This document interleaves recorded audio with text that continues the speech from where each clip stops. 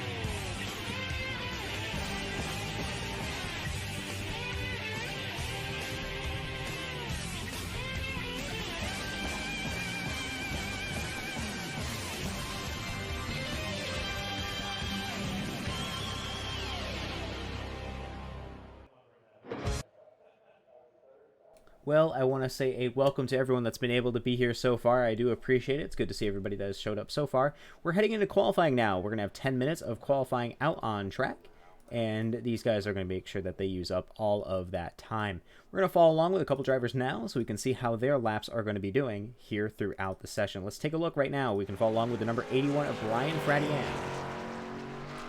Here is that number 81. Man, just look at that. It always looks so good.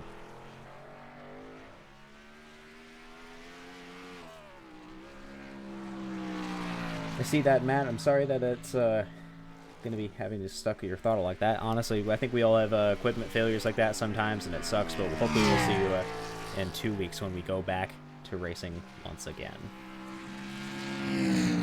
Well, here at Canadian Tire, we got our fantastic overlays over at Pierce Graphics to design us a whole new set, specifically right for the Canadian Tire race. This is going to be the patriotic Canadian race here, as this is CASCAR. I'm sure a lot of these guys are all set and ready to go, and I just know that they're itching to be able to put their Canadian pride out there. However, this race is not just Canadians. We have a lot of Americans across the entire United States showing up as well, so this is their chance to try to one-up everybody else.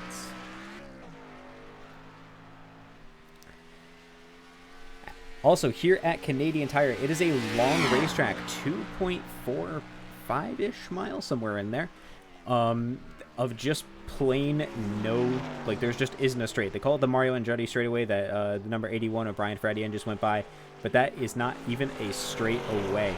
So, it is going to be fascinating to see how these guys are able to handle the intense twists and turns of this tricky racetrack. Fiedler comes in first for the moment. He is currently the only driver out there that's Hallahan coming into second. Brian Fradian continues to lead so far in qualifying. We're going to keep along as he goes through his second lap here in that Toyota Camry for EG Racing. Greg Snowgrove was an absolute weapon earlier in today's practice race and throughout the qualifying of the past couple days. So he is going to be one of your guys to watch today. He has been super excited to keep this race going. Jeffrey Belk, though, up into second position.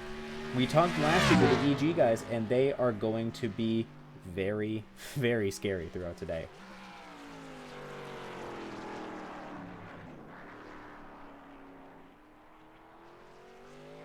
Matt, you're available. Okay. Let's see if we can get you up here. See if we have a bit of time. Go down the Mario Andretti straightaway there with the number 81. You can see just how fast these guys are able to rip it through. Like, just non-stop, just constant speed. But then hard on the brakes heading into turn number 8 and then going through 9 of the S's. Round White's corner there. That's turn number 10 to finish out the line. Let's see how he finishes.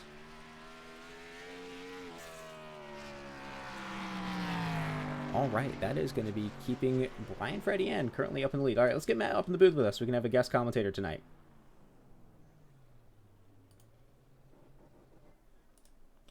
Matt, do you read me? Loud and clear, buddy. Awesome. It's great to have somebody up here in the booth. It's not often that I do. How you doing today, bud? I'm doing all right. How has your race been going so far? No, I shouldn't say your race. How's your day been going so far? I was going great until I tried to pull off for practice, and I noticed that my pedals wasn't working all that well. I would give it full gas, and I only get about quarter throttle, so... That is super unfortunate. What kind of pedal set do you have? I was running the Thrustmaster GX, I think the GX20. Gotcha, okay. Is what it's called. I usually run Logitech, so I don't really know their Thrustmaster equivalents there for how that stuff works. Is it a common issue? This is actually the first time it happened, and I disconnected everything, restarted iRacing, and it just wasn't working. I think I may have... the last race I was in was Martinsville. I had some family stuff going on last week, so I missed Charlotte as well. And I think I may have maybe pressed on the gas a little too hard, and I probably broke something, which is not uncommon for me. I'm a pretty big guy, and I tend to over-torque some things, so I think I totally understand that. I think all of us get a little bit of that aggression out here with sim racing because it's at least no one gets hurt. Right. Well, so it is what it is. I mean, I'm watching your broadcast, and I'm rooting on my teammates Mike and Hunter. Hopefully they do good. And I figured, hey, if possible to get up in the booth with you, give you some company, and actually have some up to maybe and make it the things more exciting. I think so. Like I was saying earlier on in this race, though, I think this race is going to be exciting regardless. It is a full racetrack full of twists and turns, and there is never a break for these guys at all. I don't think you saw the practice race that they were having earlier on today, but it was just constant battling in and out. Oh, yeah, for sure. Canadian Tire is definitely a league of its own. It's way different than other road courses like Mid-Ohio, Road America, Sonoma, Watkins Glen. It's so different. It's not as twisty as others. It's more hilly, though, in my opinion. It's got a lot more downhill and uphill grades, which makes it more challenging because a lot of the turns transition from uphill to flat. So you tend to lose your rear end a lot easier at Canadian Tire. So that's what makes, I think, the racing so good, because everybody is cautious in the corners, which kind of keeps them all bunched up together a little bit.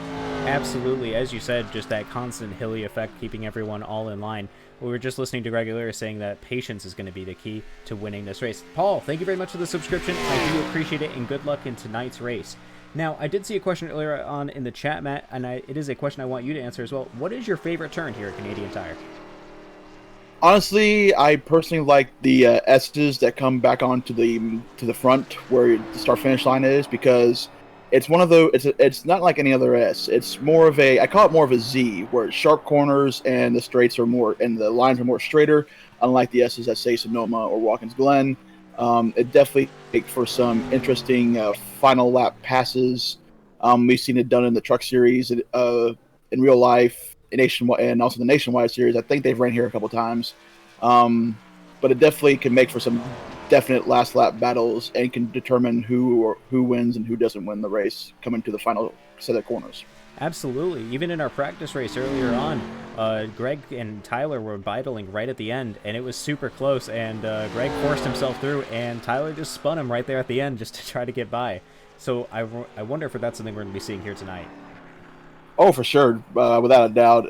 If it comes down to that factor, because I know some. I mean, I'm definitely going to throw my hat and my name in that hat, where I'm definitely trying to search for that first win in CASCAR, and I know there's some guys in here that are also just as hungry to try to win. I know Mike. He got that win at Daytona at the start of the season, and he is. I can tell just from talking to him over the weeks, he's still very, very hungry to get another win to try to extend his point lead. As far as I know, he's still the point leader.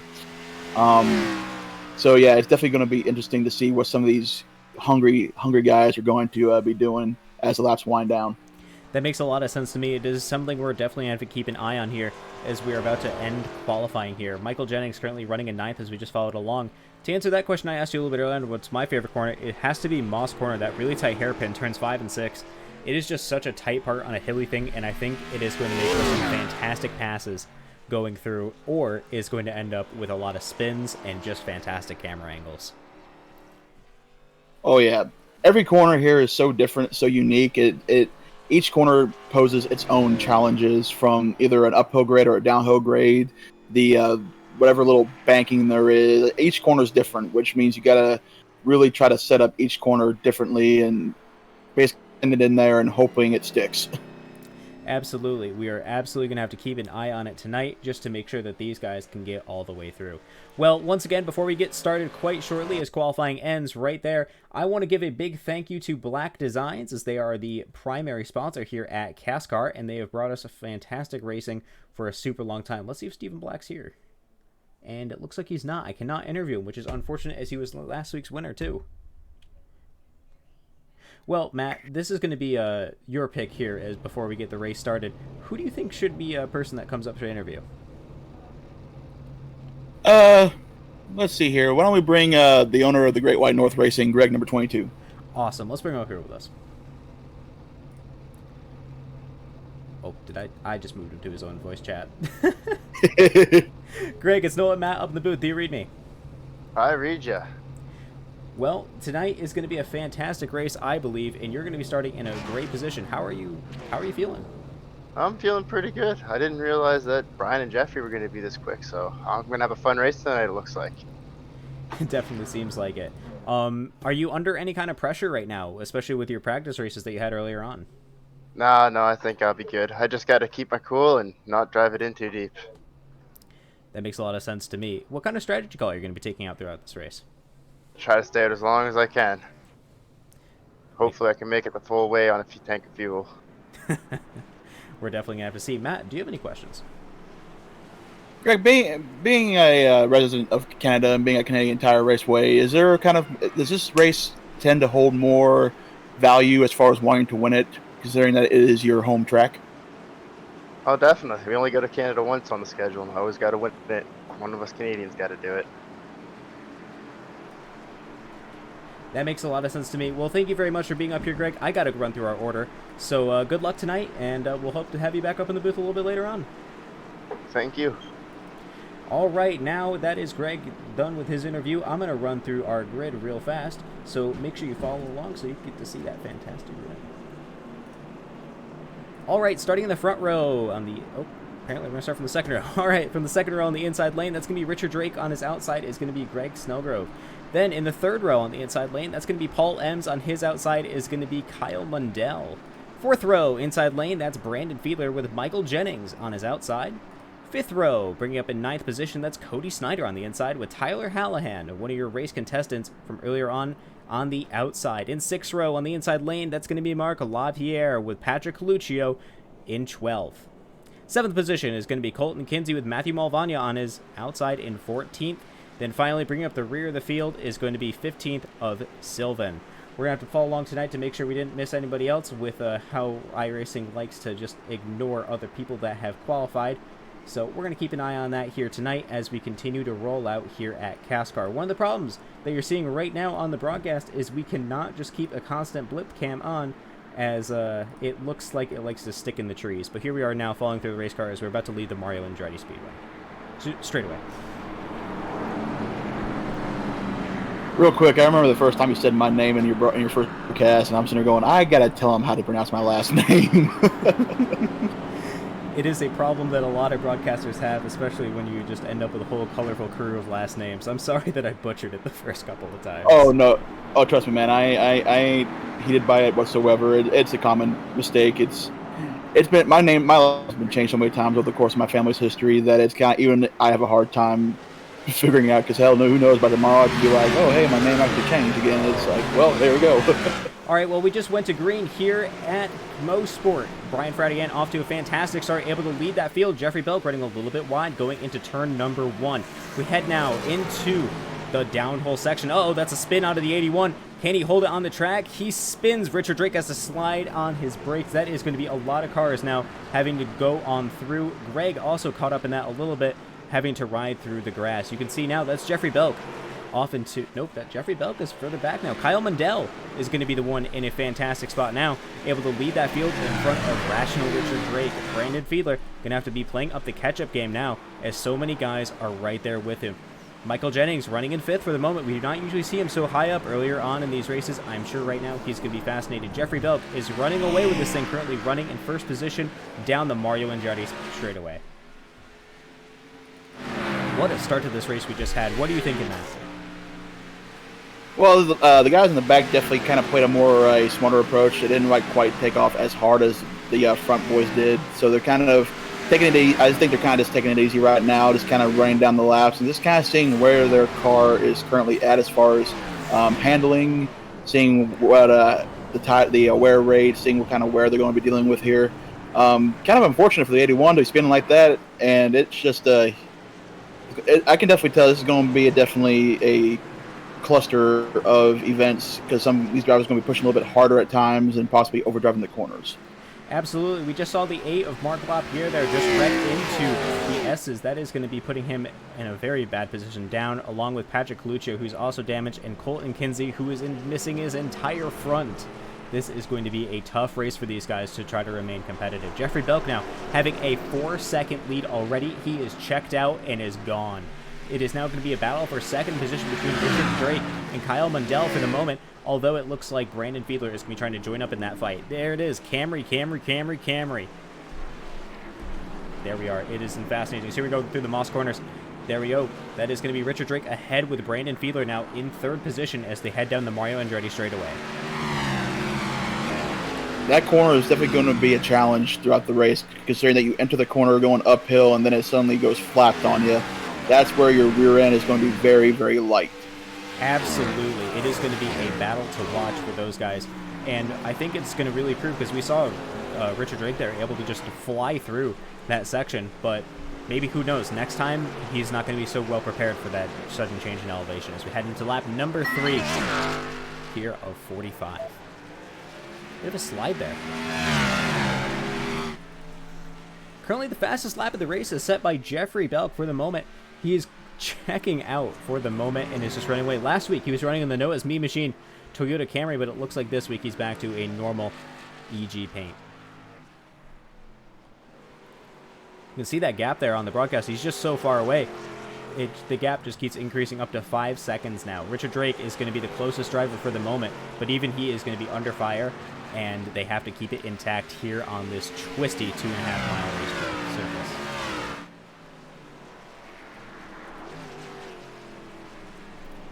Well, Matt, what do you think of the strategy game for these guys? We saw Greg earlier. He said that he wanted to keep out of issues so that he was able to save his tires and hopefully save enough fuel. Do you think that is going to be a strategy for the rest of these guys?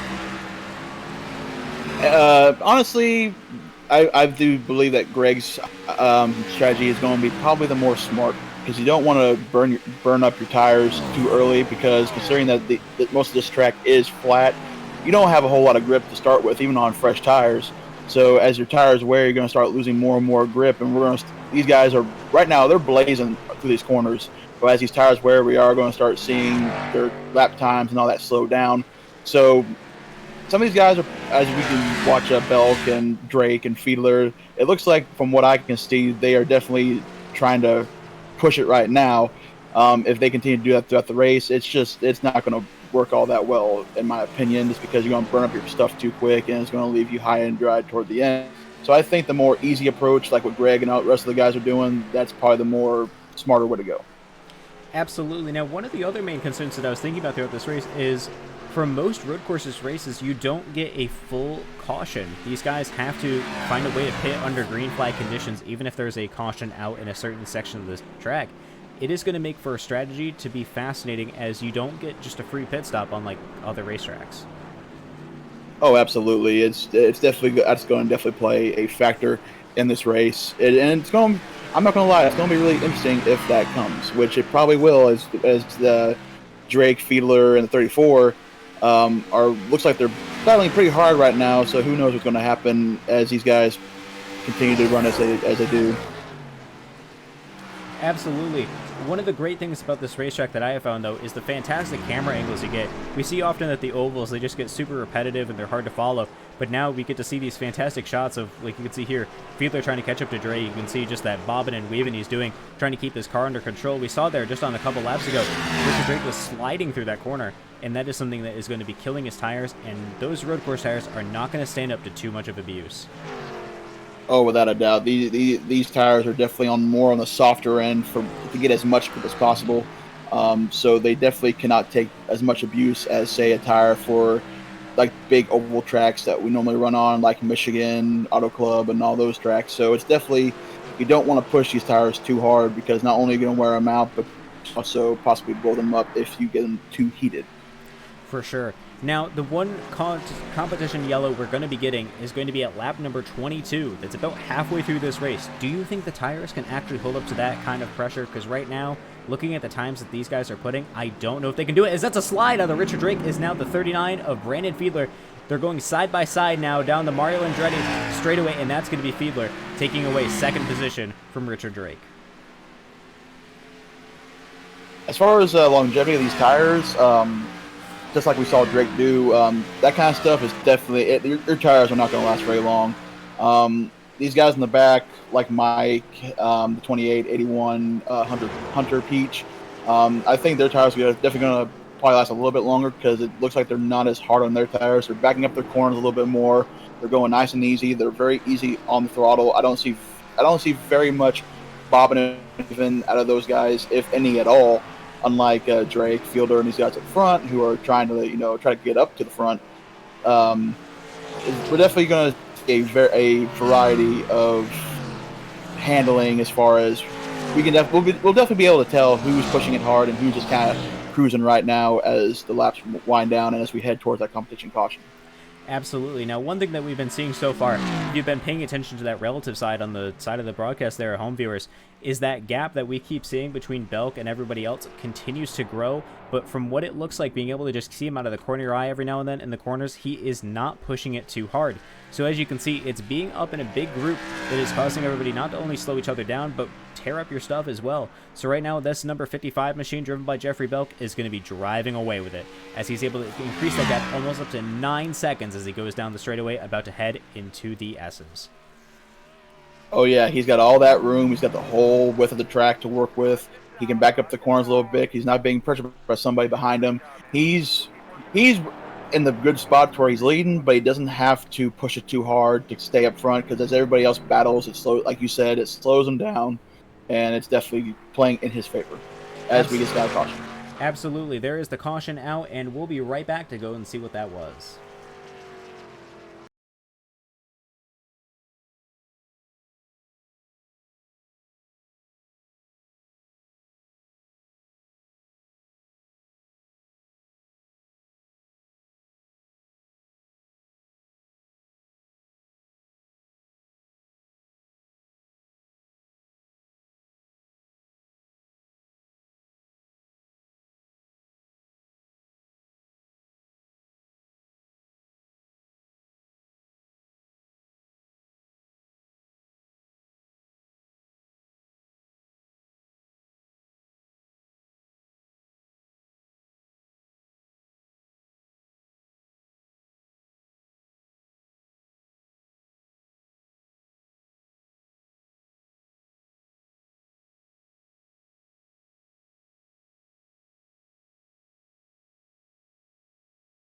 All right, we're back here from our caution. Let's take a look and see what brought it out here on stream. We'll bring it up right now. So we're following along with the number 66. That's Sylvan.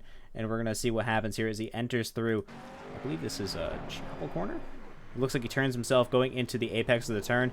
Spins his tires. And it looks like it slows down Mark Lapierre, who already had a ton of damage. And with him being stopped on track and then going backwards, I believe it brought out the caution there, which is going to be changing up the entire strategy of this race. Oh, yeah, for sure, because that corner, it's banked at the start, but then as you saw, it flattens out there, and I guess he may have given it a little too much throttle, and the tires just lost grip, and he went around. Absolutely a common occurrence we're going to be seeing throughout the racing here tonight, as, you know, we already saw it even in the start of the race. So many drivers had just gotten caught up in a turn, especially that turn right there. It just destroys any kind of momentum you have if you don't take it just right. Clayton Corner, I had that wrong. That downhill just section going into turn 2 is awful. All right, now with the caution coming up, let's bring up Jeffrey Bell because he's currently the guy in the lead, and we can see how he's been able just to extend that lead so much. Jeffrey, it's no on the map of the booth. Do you read me? Yeah, how you doing, Noah? Doing pretty good. I just see you just came in for a pit stop. How were you able to extend your lead just so far up to almost over 9 seconds? Well, we got a little bit of help from the incident with Brian. That got us a little bit of a gallop, and we're real good at keeping the tires together for the long run, so that was able to get us a little bit further away from everyone. I gotcha. How do you think that's going to be continuing to play out through the rest of the field now as you get fresh tires? We'll have the speed for the first couple of laps, and we should be able to get ourselves back up there in the lead. That makes a lot of sense. Do you think you're going to get any help from your teammates, though? That is going to be the real question, is you're able to just soar away from them and kind of left them out to dry. Brandon, I think we're good. Brian, I know he really wants to win this race, so he's going to be pushing to get up there as well. 1 second right here. Right, gotcha.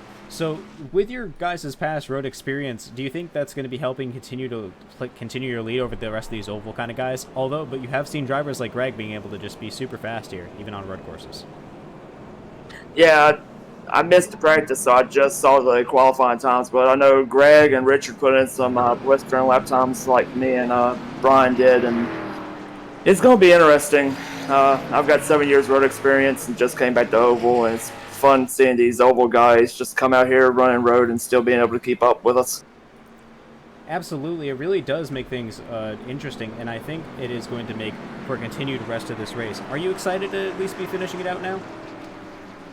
Yeah, I'm happy. I'm excited to see this through. Good. I think that is going to make for this race even more enjoyable, because I know that road courses for some guys can just be very difficult for those to enjoy. Very true. It takes a certain mindset. Certainly it does. Well, Matt, do you have any questions for Jeffrey here? Jeffrey, as the laps are winding down, you guys are running laps and putting some wear on these tires. How is your car handling with you being out front like that? Were you just kind of cruising there, or are you trying to push a little bit just to kind of see what you can get out of your equipment? And what kind of strategy are you going to be playing as these laps wind down and we reach the end of the race?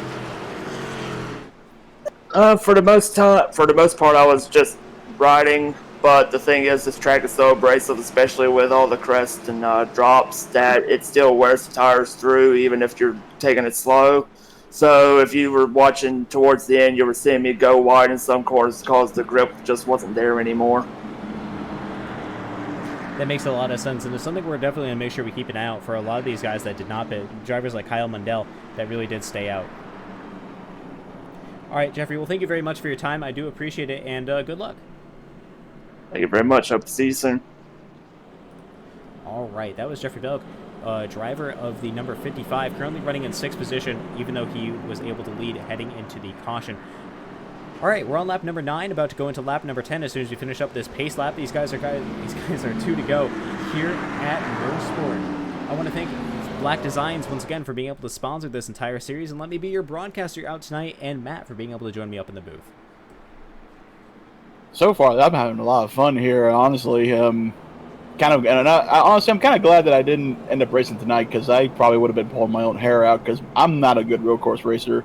I've ran only 2 starts in road courses throughout my time on iRacing, and both times were subpar, like 20 plus place finishes. So kind of was bittersweet for me to not be able to race because I wanted to race, to also hopefully help Mike and try to run good. But at the same time, I'm up here in the booth with you, having fun, just relaxing and watching these amazing drivers just battle it out here at Canadian Tire. Makes a lot of sense, and I do appreciate you being up here. But someone in our chat just redeemed some channel points to give airtime to the person last place, and currently that is going to be number 33 of Colton Kinsey, bringing up the rear of the field with his heavily damaged Menards. I can't even tell what kind of car that is anymore. I think it's a Camry, but just so damaged. But I would say even just being a lap down, he's doing pretty good for as much damage as he has. Alright, well, we're about to go green quite soon. Let's zoom out this camera angle so we can really see a fantastic start we're about to get as our drivers now head into turn number 10. That is going to be white corner. Now, as we head through the start-finish straight, there it is, green flag, and away we go here at Mosport. Once again, that's Kyle Mundell and Greg Snellgrove off to a fantastic start in the 1-2 spot. This is going to be a battle to watch. You can see just... Yeah, those two just launched. They absolutely did. You can see that gap that they have now between them and third place of Michael Jennings. These two, I believe they're on a bit older tires as well. Oh, you can see a little bit of a slide there out of the 34 now as they head through turn number 2 and now heading into Quebec corner, turn number 3. That's a spin. The number 34 just spun the number 22. They held it, though. That's 55 running wide as well. There is no caution. Every driver saves it, and it looks like that ended up being a Danica Patrick moment where you meant to take someone else out, and you take yourself out. Kyle Mundell went from second position down to 10th in just a singular corner.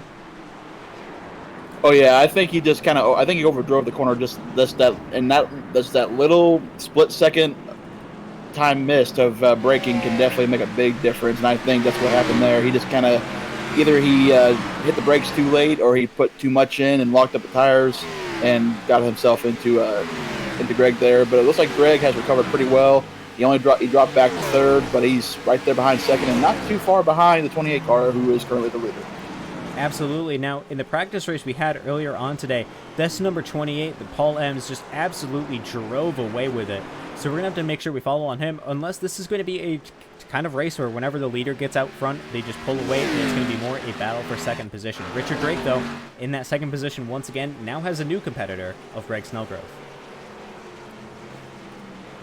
This number 22 machine, able to be incredibly fast earlier on in today's race and has been great so far, is now currently going to be putting on the pressure as he's able to hold his car really well together so far, as a lot of other guys have not. We see back through the rest of the field that some of your further down drivers are struggling for grip, but Greg, on the other hand, is not and is able to hold it. He was even able to save it after that intense spin, which I'm sure scuffed up his tires. Now, as they head into turn number 4, about to go into 5, here at Moss Corner. Oh yeah, there's definitely some scuff on those tires. He was pretty far there sideways, and like we said about a softer tire for grip on road courses, even going a slow speed, if you're that sideways, there's definitely going to be some scuff on those tires. Definitely. As we now head down the Mario Andretti straightaway, we see that Paul Ems is not able to have such a gap that earlier on Jeffrey Belk had on the second place gap. You can see that gap is less than a second, and that is going to be a lot of pressure right now as Richard Drake has been mighty fast so far, not dropping out of the top 10 so far this race. And that is going to be making Paul, I'm sure, quite nervous, knowing that that dark red Toyota Camry is right behind him. Without a doubt, but who knows? I mean, Paul could be just kind of cruising right now, trying to hit his marks and not get sideways. And Drake could be pushing it, but who knows? We'll probably find out here as the tires wear down and see who's really pushing it and who's just cruising. Well, speaking of people who are pushing it, Jeffrey Belk is currently the one pushing it for the moment, as he just set another fastest lap of the race with his the NASCAR Geek number 55 Toyota Camry, setting a 122.357. What a lap! These are stock cars going around an incredibly twisty and bumpy surface, and yet they're able to go around this that quickly. That is insane out of that driving. I think that slide we saw him going into turn number 1 is expected with how much speed he must be carrying through these corners. And now, look at that gap he's close up to Greg already. This is going to be a battle right now for third position. Oh, without a doubt, he's looking to the left side of Greg there, and he is running side by side with him. I think Greg is honestly just kind of cruising right now, just trying to not push it too hard. And I think you're correct on Jeffrey. He's probably pushing it just a little bit, trying to get himself back up there. He's got a fast car, though, and he seems to be wheeling it pretty good. So we'll see as time goes on. Absolutely. Now, as we head into this corner, we saw earlier on today with some of the braking zones how that is going to play out. If you brake too early in there, it is a safe move, but it slows you down a lot. Greg has gotten really good braking zones throughout that area, but I would right now be extremely worried that the number 55 right there behind him is going to try to outbrake him going into these extremely sharp corners. That is something that a lot of these guys have to watch out for, especially your drivers that are a little bit further back right here, like the number 39 of Brandon Feeler, who's getting chased down by his teammate Brian Fradienne. These guys, they need to watch out for who's going to be outbraking each other, as being a bit too aggressive on these tires is going to kill you. Oh, yeah, and as we saw coming out of turn 10 there, Greg got a little bit loose and started kind of bobbing a little bit, and you saw how quickly Jeffrey pulled up right behind him, right to his bumper. I'm sure Belk there had to probably get on the brake a little bit just to keep from hitting him. I'm sure of it. You got to be careful when you're doing things like that, as a little bit too much pressure can just spin yourselves out. We see that's a common problem going through there, the Moss corner there, 5 and 6. A lot of these guys just get so aggressive with each other, especially over that intense banking they have on the corner like you were talking about earlier. It just creates many problems, and I think, as you can see down the straightaway, we're going to be following along with the number 22 and 55 again to see if they're going to try to outbreak each other once more. So there he is. That's a 22 there now, going into turn number 8. There he is now. That is turn number 9 here in the S's. You can watch that. See just how much turning you have to do just to get this car around, and then there it is, the final turn, white corner. Looks like Jeffrey is going to be looking to try to pull up alongside. Can he get to the inside, though? That's the real question. Greg wants to leave a little bit of room, but is not going to, as the 55 was just not there. Yeah, I think right now Jeffrey's just kind of doing a little bit of mind games. I think he's trying to pressure Greg into making a mistake as he makes a move on him right here. Oh, yeah, and Greg clears him. Sometimes when you're in a position like that, it's just easier to let someone else by than it is to try to fight him for too long. I think Greg's trying to maintain that strategy he was talking about earlier, where he's trying to save fuel and tires. Oh, yeah, without a doubt. He's not pushing it too hard at the moment, whereas Drake, Ems, and Belg, all three of them, as we can definitely tell, they are pushing it hard. I'm seeing some of these guys get a little bit loose coming out of the corners. You also notice, too, that a lot of them are being very cautious, like in these set of corners right here. They're being very cautious as to not hit those curves. That is an interesting choice to make, because sometimes those curbs can help you, but I think we saw under caution with some of those guys that were hitting them that they can just pop the car up, and I don't think that anyone wants a Daytona moment where you just end up rolling your car almost just because a turtle is a bit too steep. And I think that, especially as a leader position where you have so many people right behind you like we just saw with Richard there, it is a risk you do not want to take. Oh, yeah, you want 4 tires on the ground, not 2. For sure, not only just with grip, but sometimes that balance of how much wear is on each tire.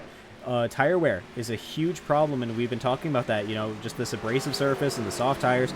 It does not create a nice environment for your tires to stick on, and right now, trying to make sure your tires can last this race, as we're only in lap number 15 of 45, that's going to be the goal of this night's race.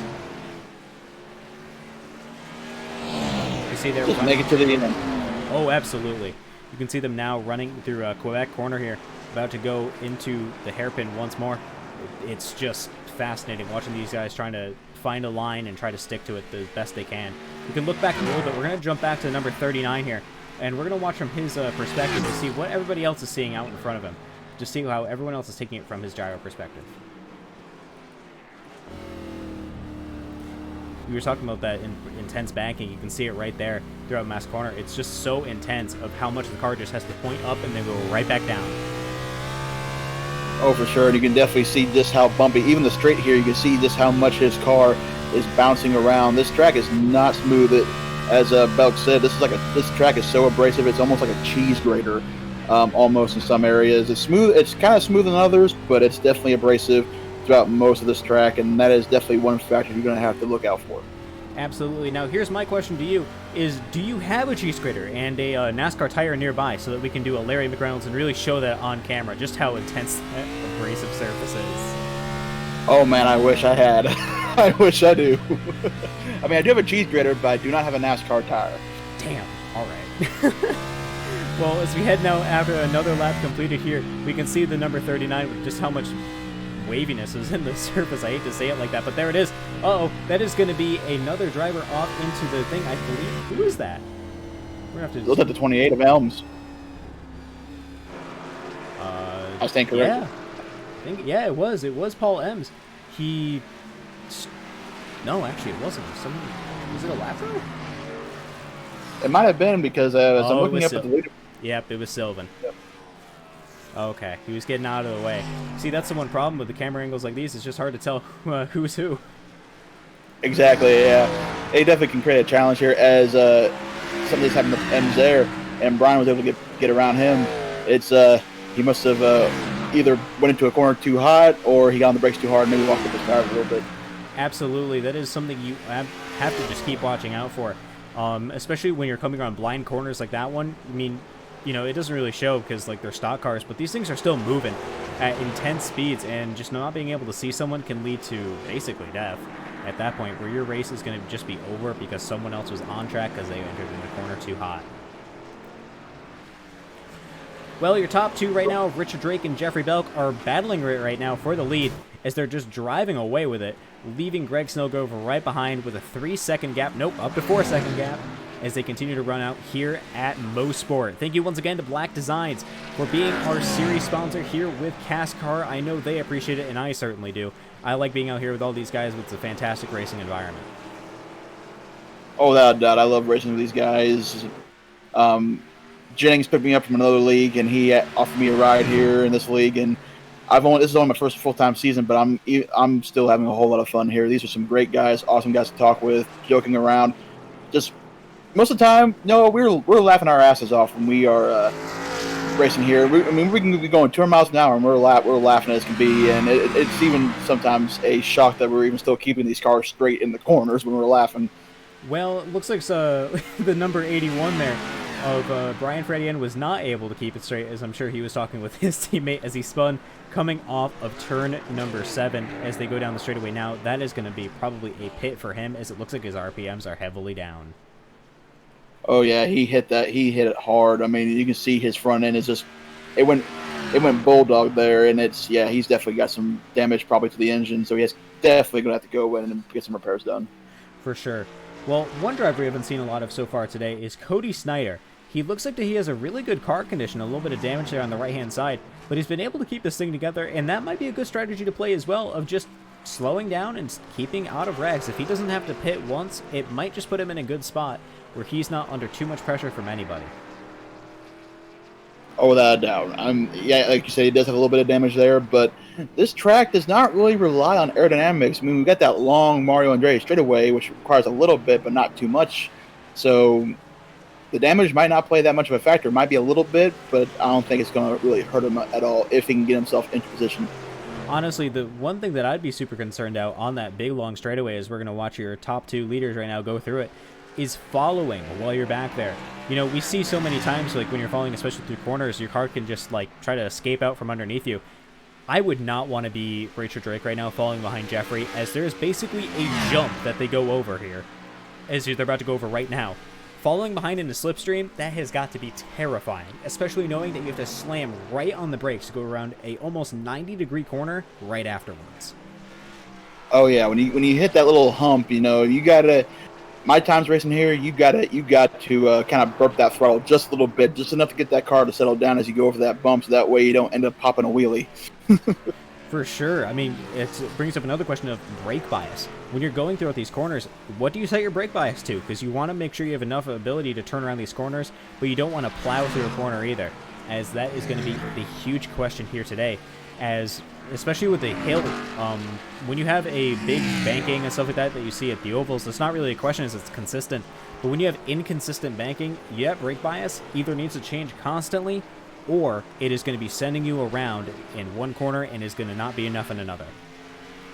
Oh, without a doubt. And I'm sure right now most of these guys are probably running more heavy on the front, because you want, as a track like this, you don't want those rear tires to lock up, because once they lock up, you're going sideways. So I'm sure they're probably more doing front brake than anything, just so they can keep those rear tires spinning, just to try to keep as much rear grip as possible. That makes a lot of sense, especially when we see coming out of low-speed corners like there through the Moss corner going into the straightaway. Momentum is important, but also making sure you have rear grip. That grip, you like you said, you don't want to lock up those rear tires because they'll send you sideways, but it can also scuff them up too. Having scuffed tires in the rear of your car is just going to lead to wheel spin, and wheel spin leads to a number 81 moment where you spin out and hopefully you don't kill somebody out on track. Exactly. And when you're sideways, I don't know if the people watching can see, but there's actually not a whole lot of room in most of these sections. If you're going sideways, you're more than likely going to be hitting either the outside wall or the inside wall, one of the two. That is one thing I do wish these camera angles showed a little bit more, other than the blimp camera, is just how narrow this racetrack is.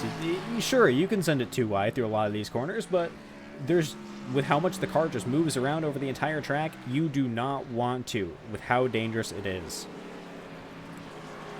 All right, well, we're on lap number 20 here of 45. We're going to have 2 laps left to go before we head into the competition yellow, where everyone can get some fresh tires and potentially even fuel up a little bit just to try to make it throughout the entire race. Is now Jeffrey Belk is coming up to lap the number 44 of Patrick Coluccio. There it is. That's Coluccio around. Oh, just skims the 55 there. Looks like Richard had to slow up a lot for that one. Just gave him a little kiss. I mean, if this is real life, I don't even think they would have skipped the paint, to be honest with you. It is. Just barely touched him. Oh, yeah. Super close, but still, that is a very scary moment. As what if you'd just been carrying a little bit more momentum? Suddenly, that's you around, and you've lost the lead. Oh, without a doubt. I'm sure Jeffrey's heart there kind of skipped a beat as he saw that 44 go around. You don't want to see the car in front of you. You don't want to see his side number. You do not, because that means he's sideways, and you're more than likely going to T-bone him. For sure. It is a really good thing that Patrick had just enough grip to slow down, and also he had enough know-how, as he was in the practice race earlier, that when you're sliding out like that, you do just got to slow down. Slamming the brakes isn't the option, but just slowing down to stay out of the racetrack, especially with how narrow it is, as we were talking earlier. Oh yeah, you don't want to lock the brakes up even when you're sideways. You kind of want to. The big key on road courses is throttle rhythm. To try to get that good balance between momentum, speed, and grip. At the same time, though, when you're sideways, it all comes down to brake rhythm. You can't just slam on the brakes and hold it down. You kind of have to give it a little bit, release, give it a little bit more. You kind of have to pulse a little bit just so you can keep those tires spinning to give you as much stopping power as possible. For sure. That is a big strategy that people used to teach a long time ago with driving schools before we got more modern brakes, is you had to pump your brakes, and that is something that these guys have to do. You have to pulse your throttle and your brake. Otherwise, here you're going to burn up too much of your things, and sometimes you just can't wait for that competition yellow, especially once we finish it. You have to last an insane number of laps on completely just one set of tires, unless you want to pit in at around the lap 32-ish mark, but even that's a risky play. Oh yeah, it definitely is. Well, we saw a lot of the times earlier being around 123s-ish, somewhere in that range.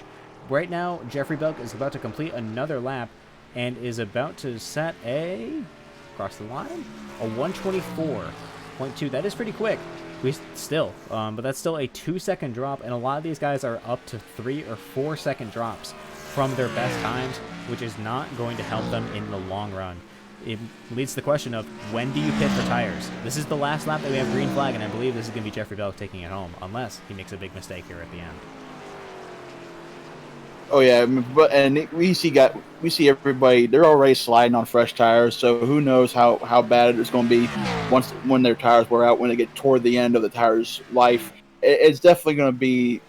They're going to be doing some calculus in their head just to see when they need to pit. You better have Einstein in your pit box doing crunching numbers, or else you're going to be in some big trouble. Well, here's another good question. As we think about super speedways, right? Those are always like big luck races. Would you say that a road course like this one with such an abrasive surface, aside from just having need of talent to go around right-hand turns, is it a luck race? Well, road courses, to me, yeah, most of the time it does have to do with skill. It's all if the driver can wheel the car around the track. For sure, that's definitely a factor. But as far as the luck, yes, luck still also plays a huge factor. It's all about getting yourself into position, because let's face it, right now with the current Cup Cars package, and we've seen it in real life too on the road courses, it's more of a game of follow the leader. You want to get yourself into a position where you can possibly make a pass toward a pass during a braking zone or during a sharp corner where you're going very slow. So it's definitely some luck to try to get to win these things. For sure. Well, that just completed our first stage of this race. That's going to be Jeffrey Belk as your stage winner. Right there. Be able to go up into this competition yellow, and Richard Drake is going to be following behind him. Well, we already interviewed Jeffrey earlier. Do you want to bring up Richard Drake if he's available in the Discord? Let's bring him up. All right, let's take a look. I probably should see if he's available first, shouldn't I? That'd be a good idea. Well, it looks like right now he is not. I'm sure that if he finished up in the top of the end of the race, he probably will be. Well, let's bring up your third place finisher then. That's going to be Brandon Fiedler. Let's bring up, he had that big incident on earlier in this race. It'll be interesting to see what he has to say. Brandon, it's open the mat up in the booth. Do you read me? Hey, how's it going, man? It's doing pretty good. Well, right now you're running in third position, and that's a pretty good recovery after some of the earlier incidents you had on this race. Yeah, it's been a chore. Just trying to keep the car on track. That's just kind of been the plan today.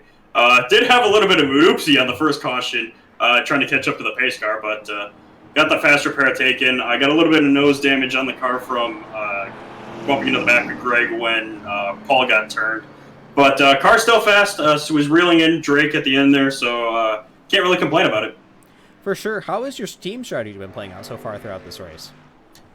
Pretty well. It's unfortunate what's happening to Brian right now. He's just kind of had some dumb luck kind of happening. And I know he injured his wrist during the week, so I think one of those accidents that he got in might have tweaked it a little bit more because he sounded like he was in a little bit of pain. So hopefully he's okay, and hopefully he can rebound after this caution here. Definitely, we're going to have to hope so. It's always unfortunate when a driver ends up being injured of any kind. It sucks. One of my questions for you now is, what is going to be your strategy call throughout the rest of this race, if that's something you're willing to share? I honestly don't know. It's all just up in the air at this point. Just trying to figure out, do we need to pit? Do we not need to pit? So I think it's just kind of up in the air, and we'll play it by ear. That makes a lot of sense, and is something you're definitely have to be concerned of, Matt. Yeah, for sure. Brendan, as far as as we all know that Canadian Tire is a very bumpy, a very abrasive track. What factor do you think is going to play more of, tires or fuel mileage? Definitely tires. Fuel mileage, like I said, I don't know if we can make it to the end or not. We might be able to, but I believe tires definitely. Just from that last run there, it seemed like guys were sliding all over the place, and so I think as long as you conserve tires as well as you can, you should have a good shot at least the top 5, top 10 at the end of the day. Well, just after that pit, you got yourself back up into third position with two teammates in front and Richard Drake behind. Are you feeling confident before we go back to green? I am, yeah. Brian and Jeff are road course aces. I think Brian kind of had to do what he did here, just so he got out of the back, which is good for him. Jeff is just lightning quick. Drake's been really fast today as well. So I think being up front with two other teammates is really helpful. I've been able to bounce information off of them and try and figure out how to keep up with these two during practice sessions. So it's definitely a benefit to have two teammates in front of me. That makes a lot of sense. Matt, do you have any other questions? I do not have any more questions at this time, other than good luck, Brendan, and hopefully you stay out of trouble for the rest of the race. Yeah, that's the plan. And thank you guys for broadcasting this race. It's a lot of fun, this track. All right. Well, thank you very much for your time. I'm sure we'll be talking to you a little bit later. And as Matt said, good luck. Thank you. There he goes. All right. Always such a nice guy. All those EG guys, they're always so nice whenever they come up. Although I can't say that all the rest of the guys, whenever they come up, are not nice too. They always are. Awesome guys here, folks. Awesome guys. For sure. How do you think that their team strategy is really going to be working out right now? All of them trying to bunch up together. If you look at the running order, it may be EG 1, 2, 3, but that's Drake, Ems, and Snellgrove, your top guys, all running in the top 6. Greg is definitely going to play a factor. Yeah, he got turned there, but if he didn't get turned, he probably would have been up there in the front with Jeffrey. A lot of these guys are fast road course racers, as we were seeing them. I think they're just kind of playing it safe right now, and just we're waiting until the end to hopefully have the opportunity to give it that last good push to hopefully score the win. But having teammates with you definitely can help because just like with any other track, you could do a little bit of blocking to help slow somebody down. That Mario Andretti Speedway, I can't talk.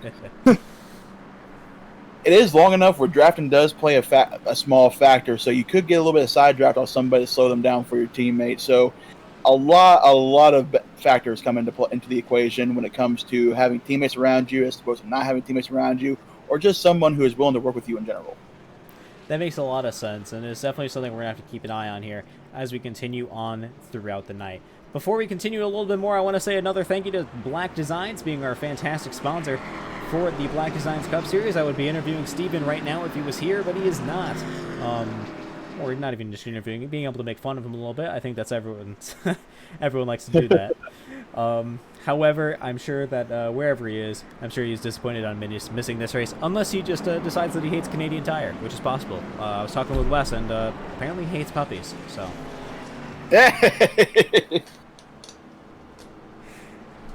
Well, how can you hate puppies? You gotta be Stephen Black, that's it. Gotta be a great series sponsor, but you also gotta hate puppies at the same time. It's a very confusing role. Even I question sometimes when I looked at the requirement, the rule book. It's like, wait, what? I'm just kidding. Everybody here is they're good people, and then they're definitely fun to race with. For sure. Honestly, I think that shows a lot in some of the previous broadcasts. Whenever people come up, I brought Tyler up in probably the worst time you possibly could under a green flag pit stop at a super intense 1.5 miles, and asked him about ferrets, and he only had a good response. He was not angry at all. Like, how can you say that these people are not good when they are super kind to you when you're being probably the worst to them? As a broadcaster, I mean, we see the broadcasters in real life. They poke and prod the drivers a little bit, just kind of bring in some entertainment value. So it's kind of a given to try to do this on iRacing broadcasts as well, and it's just all in good fun. And these guys definitely know it, and so that's why they don't blow up at broadcasters and stuff. It's just all in good fun. For sure. Well, I do appreciate you, as you're one of the drivers here, I do appreciate you coming up. It definitely makes things a lot more interesting having somebody up in the booth. Although, as you think you've seen so far, this race would have been plenty interesting in any case. I probably would have been in the same boat as Brian. I probably would have been spinning out every single corner. My car would probably be junked already by now. Who knows? I may have had a tire go off into the grandstand somewhere. All right. Let's not pull too much of some real-life racing there. We don't need that. Now, one of these things I was talking about with some of the other guys that do real-life racing, like Greg and Tyler, they were wondering how their competitiveness this race is going to affect their real-life racing.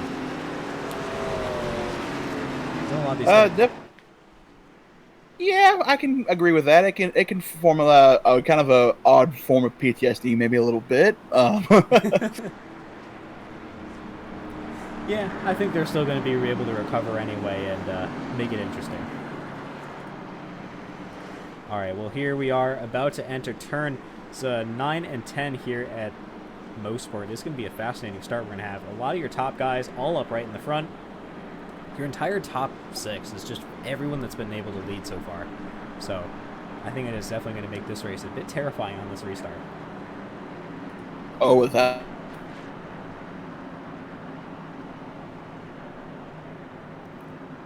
All right, we come through the S's now, heading into the final corner here. This is White's corner.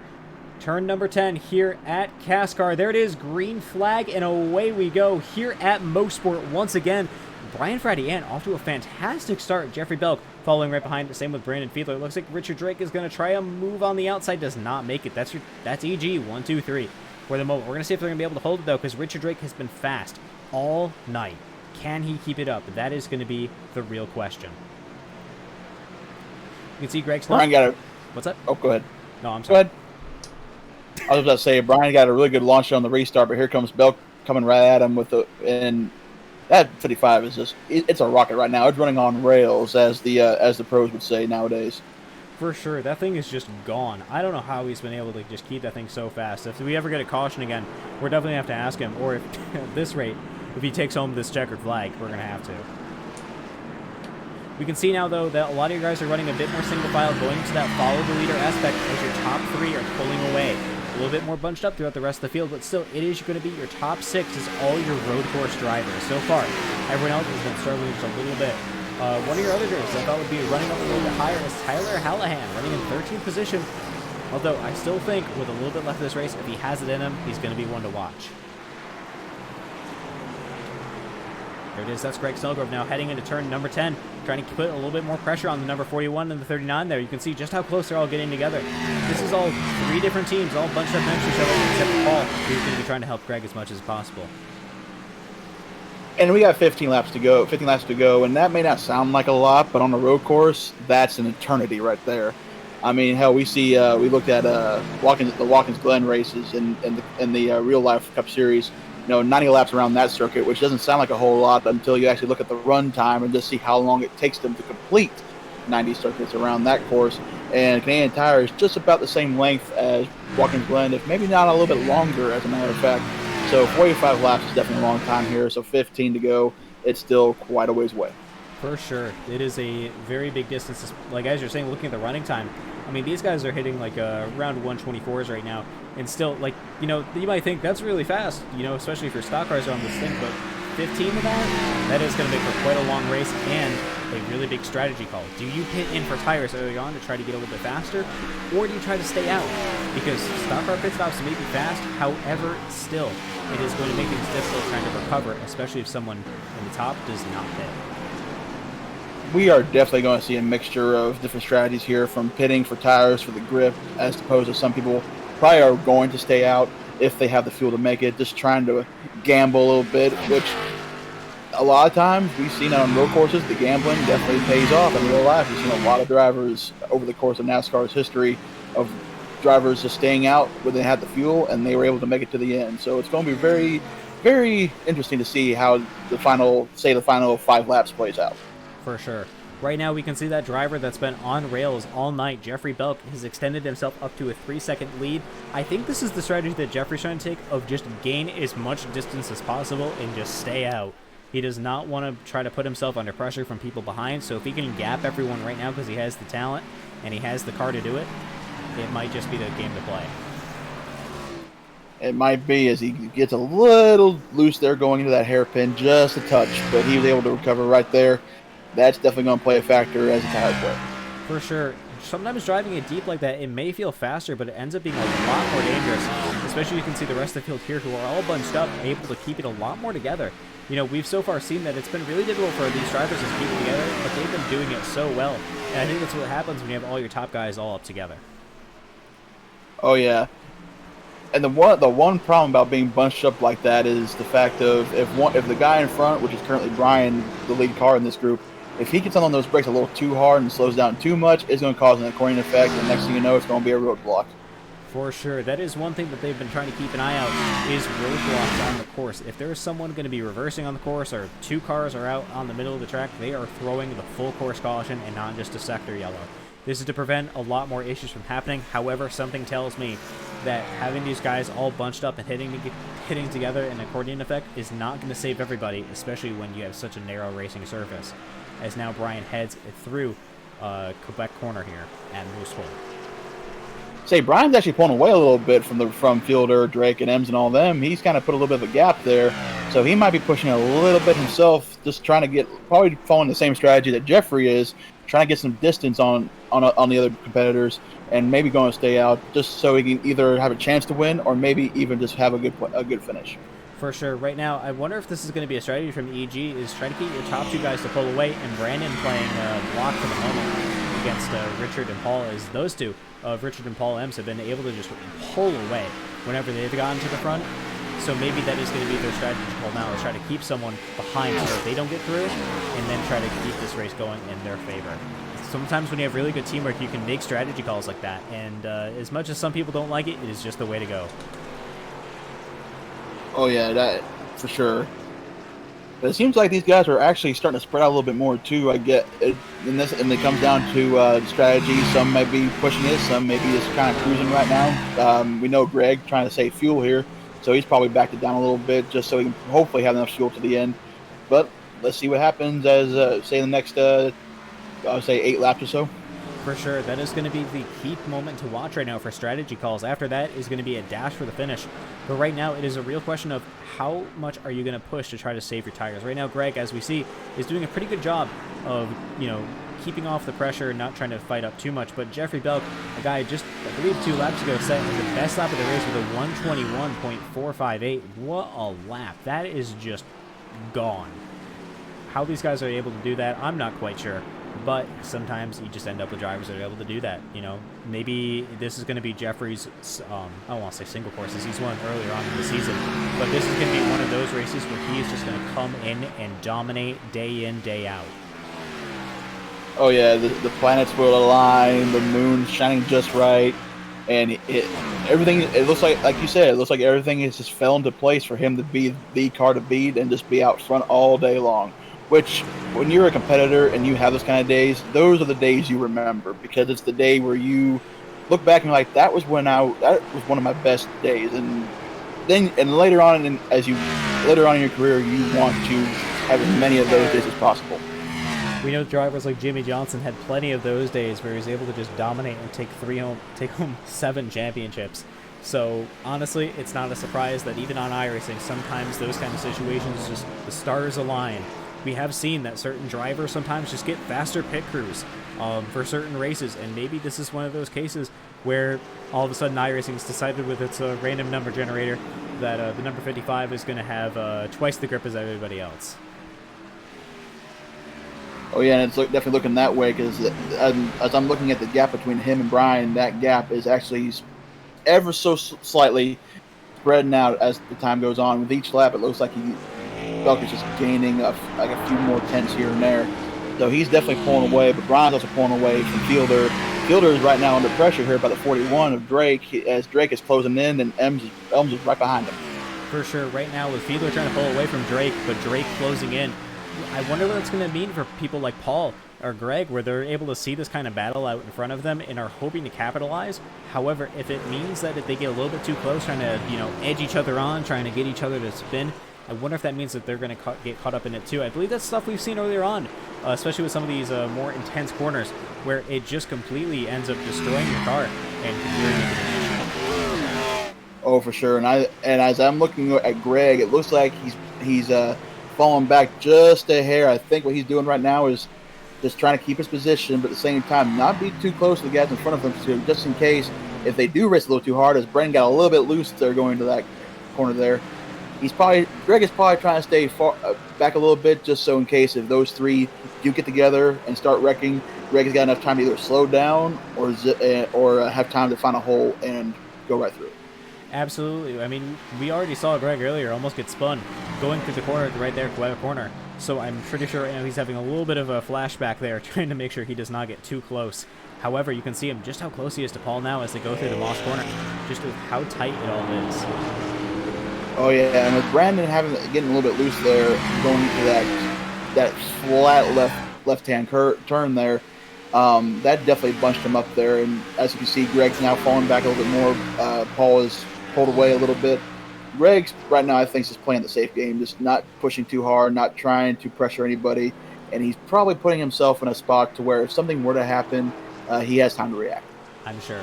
Well, for right now, what I'm going to do first is I'm going to shut up, and I want everyone to make sure that they can crank up the volume so they can hear just how awesome these cars sound going around Mosport.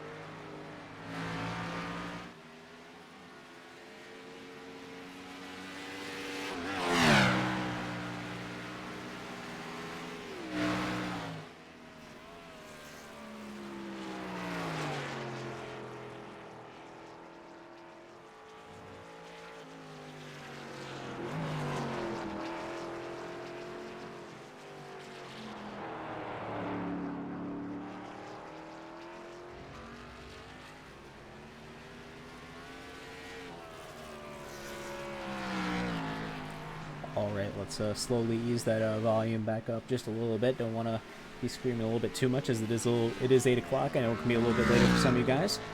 But that that was just a phenomenal lap. We just saw it at Jeffrey Belt there, able to just guide that car masterfully around some of these corners.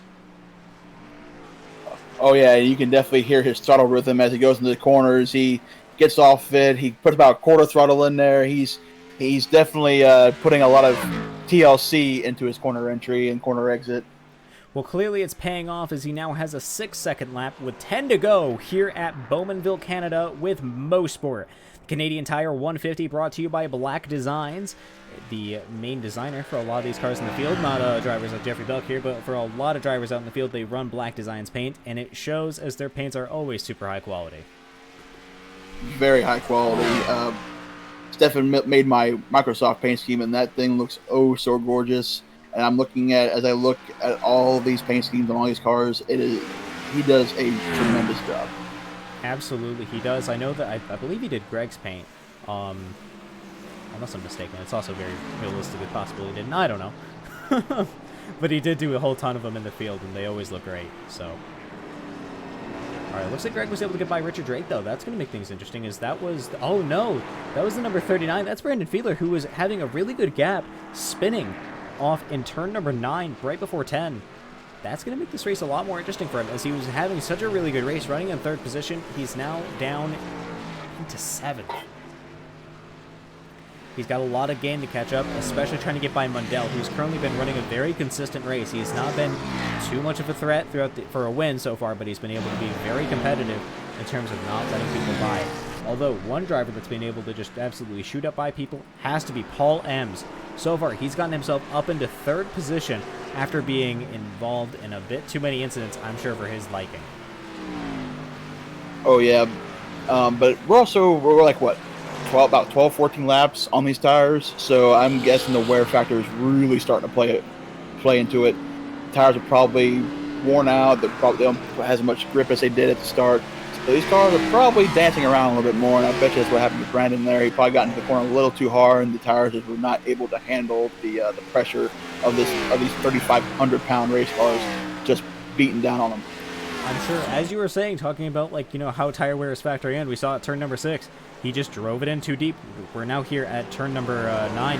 Here as we're going through the S's here, like you can see, like you were saying, that that super heavy race car is just killing these tires like a cheese grater.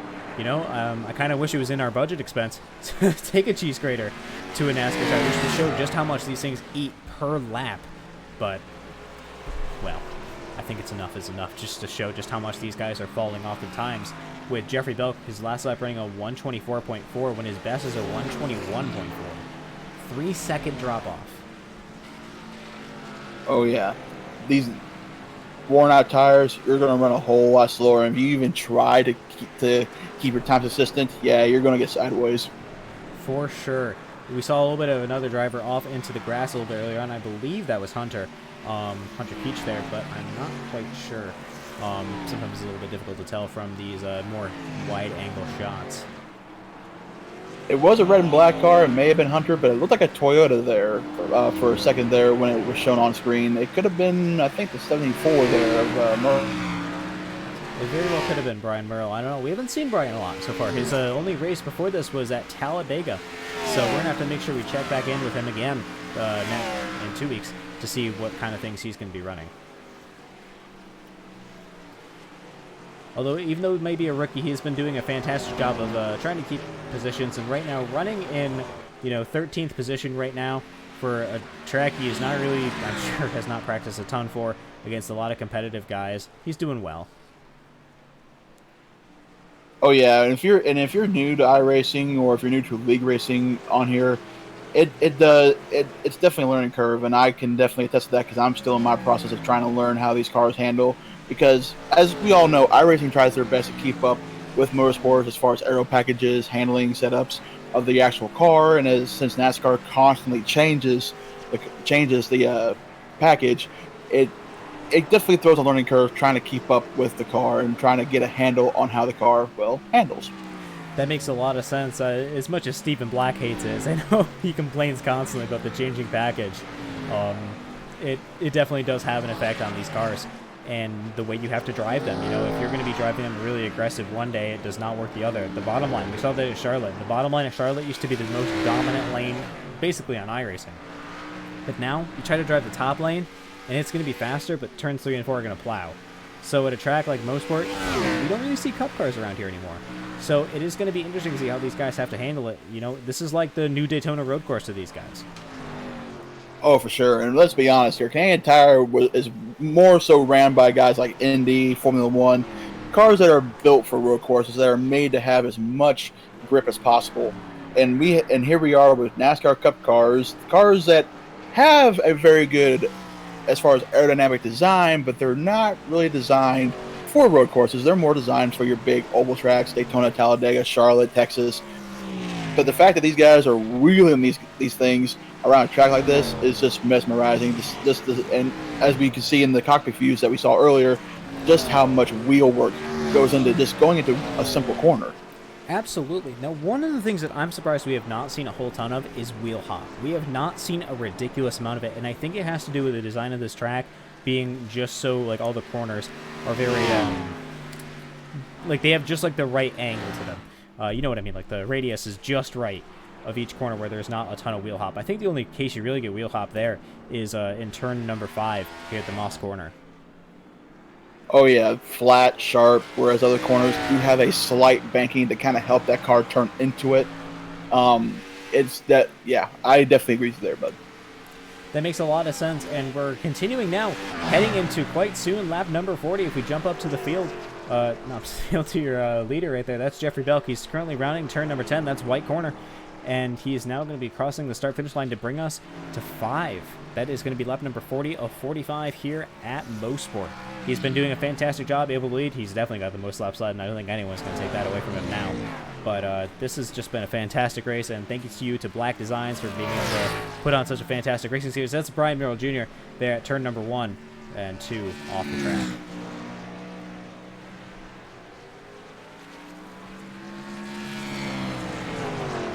Looks like it's not going to affect too many other people. I think he's going to be slowing down to make sure everybody can get on by safely. Although it looks like he did affect Brian Fradian there, though, as he's now going to be running wide there at Quebec corner and is going to be putting him under threat of losing second position. That's Paul Lems on his inside. That's going to be Paul now heading into second position, and that is Richard Drake into third. Brian Fradian there, whoa, big slide there, heading through turn number 4. I think Brian's tires are really worn out because you can see he's sliding in every entry. He's going very slow on exit. Even like right there where he went really slow coming out of the hairpin, he was still kind of that back end was still swinging just a little bit. Absolutely. I mean, these guys have not pitted since what, like lap number 25-ish, somewhere around there. Somewhere like that. Lap 23, 25, yeah. So these tires, they're probably on these tires a lot longer than they were on the first set. So these guys are going to be, yeah. These tires are worn. That is going to be the name of the game at this point, is not only fuel mileage, but how much are you going to be able to hold onto your tires. All right, we're at 5 to go here at Mosport. It has been a fantastic race we've seen out of these guys. Jeffrey Belk is currently dominating the field with a 12-second lead. However, it has been a great race watching all these guys battle for position throughout the rest of this race. And so far, to everyone that's been here, I want to thank you. And Matt, thank you for being up here in the booth with me. I do appreciate it. Hey, man, I'm having a good time, and I always enjoy. I always go back and watch your replays after we get done with the race, and it's just awesome fun, man. Awesome fun watching it, and I'm thankful that you let me up here to have a little bit of fun with you. I mean, it would make a lot of sense just to deny somebody that's super willing to be up here. Well, I think so far with how a special Canadian race can go, with so many of our guys up here being Canadian, they got their own special Canadian overlays for it. Thank you, Pierce Crafts, for putting that together. It's been a good race, and I think a lot of these guys can be happy with their one Canadian track on the circuit. I gotta be honest, when the season started and I saw the schedule, I was a little heartbroken because I live here in Kansas City, Missouri, and Kansas is not on the schedule, so I won't get to have that moment. I think a lot of people understand that one. That's one thing I usually am like very caught in between. My home track being Watkins Glen. If you have like a big oval league like these guys are, sometimes they just completely discount road courses, and they're like, nope, sorry. However, I do understand what you mean. You know, some of these tracks that you see off in the Midwest are sometimes a bit bland, but I think currently Kansas, you said, right? Kansas has definitely come to its own, especially on iRacing the past couple of years. So I think that'd be a good track, maybe for Season 3, which we'll be heading into not too long from now. Yeah, not too long from now. Actually, you know what? I will get somewhat of that hometown feeling because I'm actually originally from San Jose, California, and Auto Club is on the schedule, I think. That it is, and I believe that is going to make it for an interesting race. Hopefully you can make that one to try to be a hometown hero. Well, I did, right before you let me up into the booth here, I did order a new wheel and pedal system. I actually got a Logitech. I think it was the G920, I believe. All right. And it should be here by Thursday as something happened with Mark there and really bunched up those guys there. Oh, yeah, it looks like it was a little bit too slow in there. It looks like everybody kind of had a big contact in the Kind of shocked that no one got sideways there, but at the same time, kind of blessed that they didn't, because that would have been bad if someone got sideways. Oh, for sure. I mean, I feel like a green-white checkered at a place like this would be very interesting. Yeah, green-white checkered here, because you know some of these guys they're probably good on fuel. So I bet you these guys would not pit on a green-white checkered, which would make a restart very interesting if you don't have to grip the back of that. True, but the question is, even with fuel, though, what if you had the time, because this is such a long pace lap around here, to get tires and you drove out? I wonder what kind of big difference that would make. So that is the real question of now, as we continue to roll through, almost finish up with this race, is will we get a green-white checker? Well, we're going to find out here if Jeffrey can make it to the white flag. I don't think it really would matter at that point. So still got some time for something to happen, but as we can see, the guys that got bunched up there, they're more spread. They're back to spread out. So I say it's unlikely for another caution, but when it comes to racing, nothing is set in stone. Absolutely, for sure. I don't know what kind of these guys are running on fuel for the moment, and you said that a lot of these guys probably are good, and I'm sure that a lot of them are, but honestly, this might end up being a fuel mileage race for some of these guys that decided that they did not want to take too much fuel while in the pit stall. Your tires are going to definitely be the fastest thing to change here, instead of just your fuel.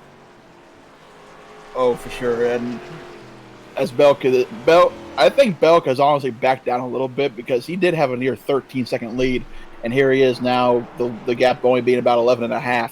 So I think he's probably backed down a little bit just to make sure that either A, he saves as much fuel as possible, or B, not be so hard on his tires or what's left of them, or C, just making sure that he hits his marks and doesn't make a mistake. Absolutely. I mean, he currently has, just as we're talking about, there he is. He's running wide there through, what was that? That is Clayton Corner. He's letting off. That is a 12-second lead disappearing. He is going to be going down as soon as those guys finish up through that corner. I'm sure down to like maybe 5 seconds?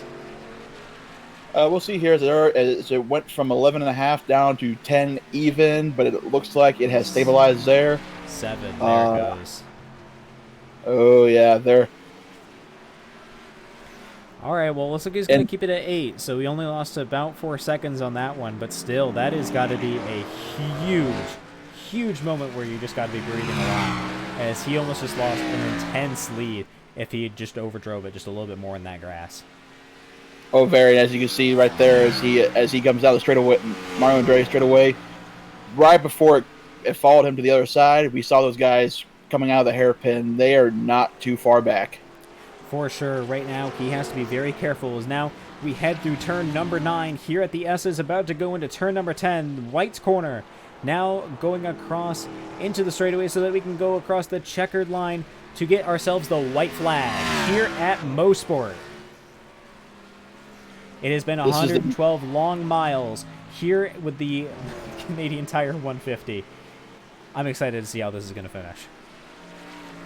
Jeffrey cannot afford another mistake like that, as he just about did there. He went a little bit wide, but he's able to keep it on the pavement and get to that corner without getting too sideways. He does not want a mistake now. Another mistake like that would cost him probably the win. He's got to keep a very good eye on that. As you were saying, I think with that gap that he has right now, he's okay if he makes another small mistake, but he's got to keep it together. We head through Moss Corner now. Looks like he's able to hold it together so far. Yep, there he goes. Not any big wheel hop or anything. He's got it under control. Now with the Mario Andretti Speedway. Speedway, I did it too. Straight away. Hopefully he doesn't lose the car. Maybe iRacing Arrow all of a sudden decides it wants to be an airplane. You know, the original code for NASCAR Racing 2003, which this game is based off of, did have code from Microsoft Flight Simulator in it. You learn something new every day, folks.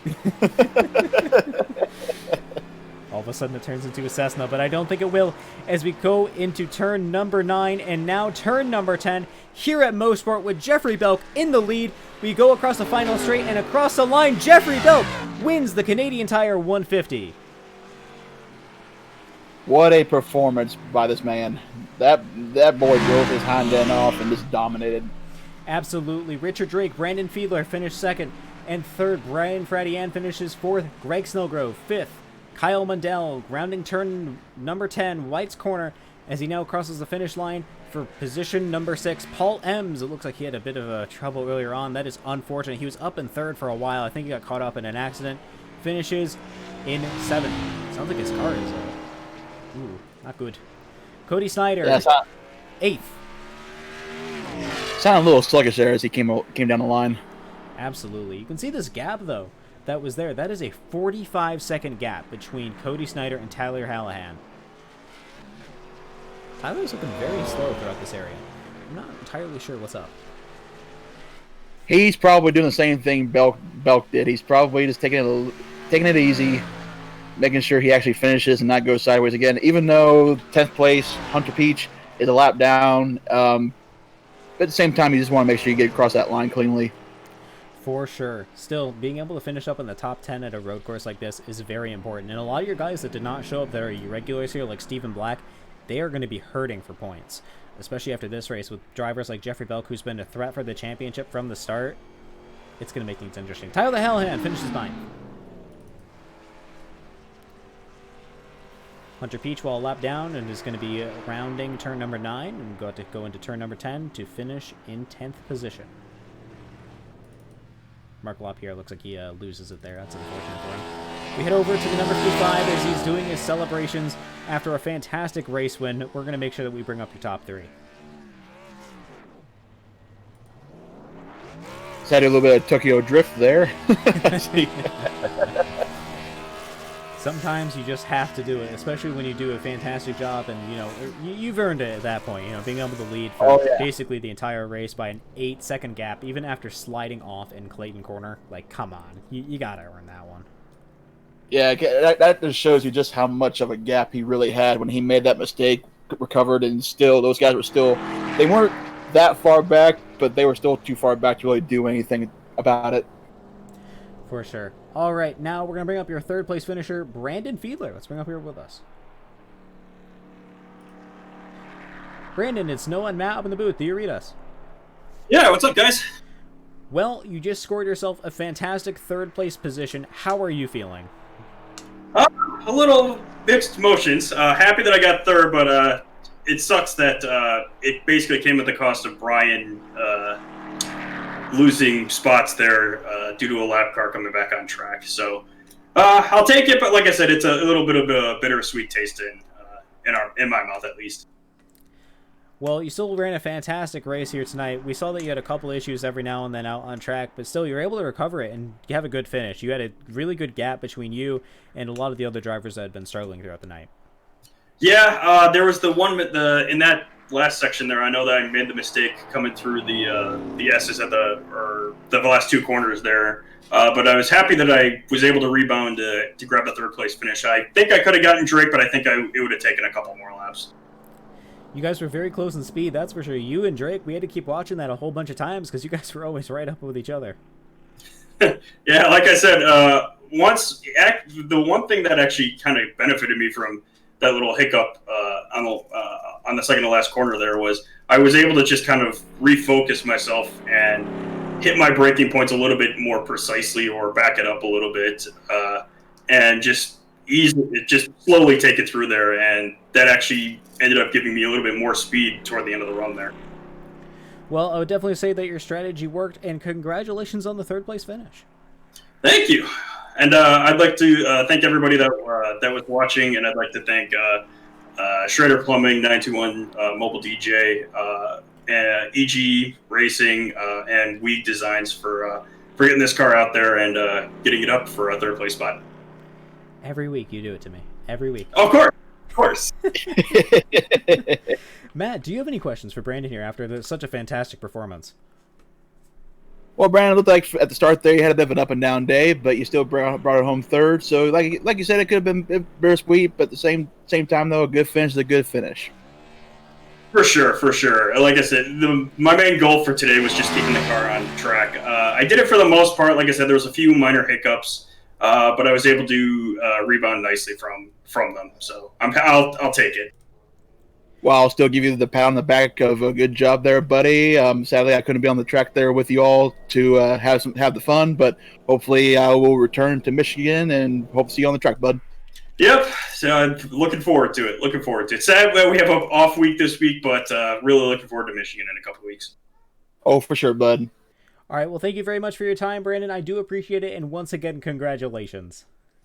And again, thank everybody for watching. Always so nice. They always are. All right. Very nice. Let's bring up your second place finisher, Richard Drake. He's actually in our Discord now, so we can interview him. Richard, it's Noah and Matt up in the booth. Do you read me? Yes, I do. How are you guys doing tonight? I mean, I know I'm doing quite well, but I think you got to be doing even better. You were able to be a super competitive force the entire race. How are you feeling? Oh, on edge, man. This is a totally different ball game from ovals. I don't run road courses a lot, so it's they both take a lot of focus, but it's a different kind of focus, and I feel like I'm still getting used to it. Just glad I could hold it together. Well, you definitely did a fantastic job of it. You know, being able to stay up in the top 10 basically the entire time. What, maybe you dropped out of there for maybe a pit stop? But other than that, you've just been a super competitive force all day, and I think you had a lot of those EG guys quite scared that you were going to take positions from them. Yeah, it was, man, I kudos to them because we had some really clean battles, and if you could see from the stream, I'm sure you could, how twitchy all the cars were. It's amazing we ran as clean as we did for as tight as we were all battling.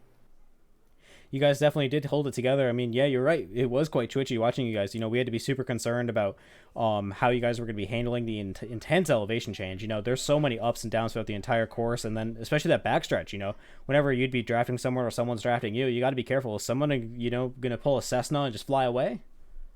Absolutely. Well, still a fantastic performance to you, Matt. Do you have any questions for Richard here? Same as you said, Noah. Richard, you were just a fast car all day long. As the race progressed, I kind of said to myself, it's going to be between the 41 and the 55, and here you guys are, ran 1-2. Definitely a dominant race. Definitely a really good race. You two were just really, really fast. Yeah, thanks a lot. It's yeah, and as Noah's mentioned with those elevation changes, this track has a lot of character. I kind of like it. And, you know, we're used to having lots of banking on the ovals. We got banking on a couple of those turns the wrong way, so definitely a weird track to figure out. But no, I had a blast racing with Jeffrey. Kudos to him.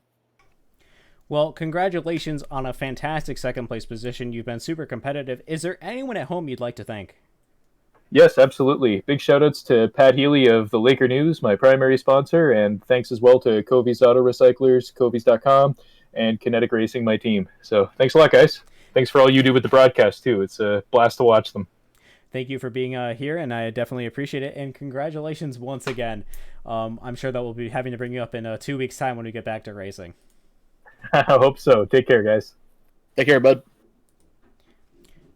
I know, I have to say it every single time. All these guys are just such pleasures, you know, to talk to. Like, they, you know, I don't think I've ever, you know, brought someone up that's been, you know, upset for at any reason, even if they didn't have such a great race.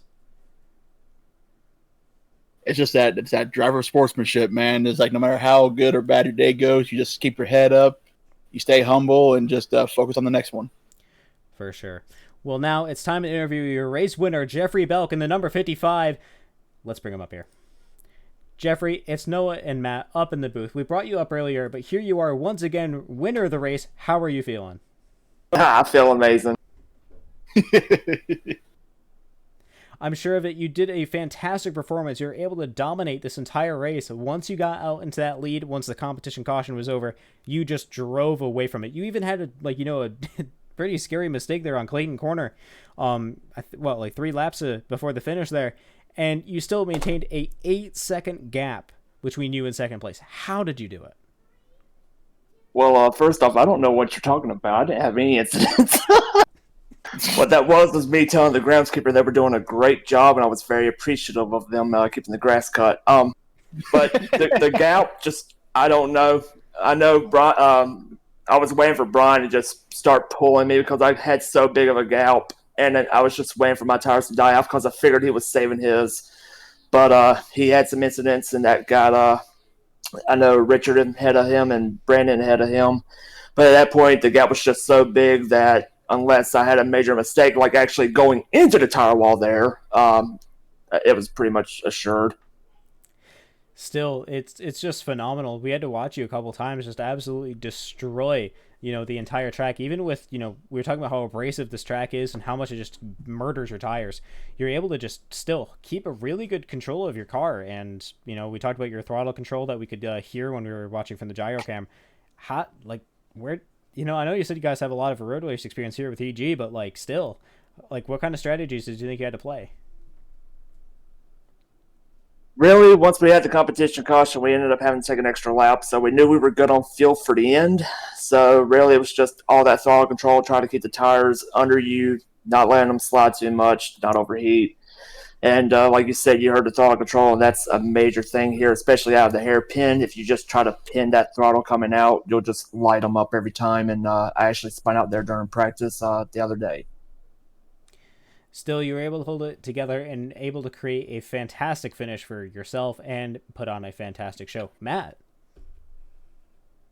Jeffrey, you beautiful bastard. You ran one hell of a race. Your car was running on rails. And I noticed your speed after about the 10th lap in the race and saw you just work your way through the field. And I kind of figured you were going to be the car to beat. And once you got up front from that competition caution, like Noah said, you just drove away with it. No one could match your speed. You just kept pulling away from everybody, man. One hell of a job. Congrats on your win, bud. Thank you very much. And going back to the speed thing, I did a 121 during all that, and I'm like, I didn't even know that was possible. I had to call it out. It was insane. You had a 121.4. Like, what? Yeah, I didn't even know that was possible myself. Well, my final two questions to you are, one, how are you going to celebrate this, another victory here in the CASCAR for Season 2? Nice little bit of relaxing and just taking it easy before I go to bed. That makes a lot of sense, and I definitely hope your relaxation is good. Now, for my final question, is there anyone at home you have to thank here tonight? Oh, yeah, as always, the NASCAR Geek, Equipment Geek Racing, Equipment Geek himself, Helmet Stalker, Sports Star Shock, the boys back at the shop, my wife for letting me do this week in and week out, honestly. You for broadcasting, everyone for watching, and yeah, it's just everyone. All right, well, thank you very much. I really do appreciate it, and congrats on the win once again, Jeff. Thank you very much. All right. Well, that was Jeffrey Belk, your race winner. Matt, how do you think this race really has gone, in your opinion? It was a little hectic there, but I think everybody kind of got the feel of the track and actually was able to really start being competitive. Everyone did an amazing job. Yeah, there were some mistakes here and there, but we're only human. We all make mistakes. Even the pros these days make mistakes. So race went really, really well, in my opinion, and it was just mesmerizing watching that 55 just pull away, no matter who it was behind them. It was the 28, the 22, the 41. No one could match his speed. And like we mentioned earlier, the planets and stars just all aligned just in the right way. And iRacing shined upon Jeffrey Belk tonight and just gave him a hell of a race car. It absolutely did, and I think you're right. It really has made a hectic but fantastic race for everybody to watch. Well, Matt, this is going to be towards the end of our broadcast here, and I want to thank you for being up here with me tonight. I really do appreciate it. It's definitely been interesting, and it's been nice having someone up here that, no diss on Wes, but took it seriously too. Well, but I appreciate you having me on, and being the one of the competitors and actually watching these guys race from a outside point of view I definitely now see the hectic side of it of being a broadcaster. You sir, this stuff ain't easy. You got to kind of keep your toes on the subject and adapt as the subject changes. And you sir do a definite good job of broadcasting our events. And I want to thank you for doing what you're doing. And hopefully you get to continue broadcasting for us down the road. Well, I definitely do appreciate it. I definitely try to, make it good for everybody and have a good time myself. Well, I know that current Xfinity and Truck Series are going to be planned going forward. I'm not sure if I'm going to be the, broadcaster for those, but potentially as a really competitive driver up in these, you might, find yourself with an offer to be a commentator for one of these series. And you know what? I definitely will take that job because honestly, even though it was a little challenging, keeping my head and like I said, about adapting to the conversation as it changes and comes up on you, kind of like a pissed off rattlesnake. It was still a whole lot of fun. It was a lot of fun being up here in the booth with you, bud. And I want to again thank you for giving me the opportunity to come up here and just call the race with you. A lot of fun. I enjoyed it. All right. Well, once again, thank you. And thank you to everyone that's been able to watch here tonight. I appreciate it. We just had our Canadian Tire 150 at Mosport. It's been a great race with Jeffrey Belk taking home the victory. And, I've been Noah here at twitch.tv/4o'clock. I want to thank my personal sponsors. That's going to be Stephen Black with Black Designs, as he sponsors the CASCAR League, and they technically sponsor me. So I got to thank them. But I also got to give a big thank you to Pierce Graphics for being able to put all of our beautiful overlays all together. And I also got to put a big thank you to Frankenstein Metalworks Custom Home Decor. Make sure you check them out at facebook.com/Frankenstein Metalworks. And, this is going to be out of me. I've been your host, Noah Walter, here at twitch.tv/4o'clock. Make sure you follow and subscribe. We also have a stream archive available in my stream description. If you do subscribe, there is going to be more exclusive content coming your way. Well, that's been it from me, and I'll see y'all next time. Take care, folks.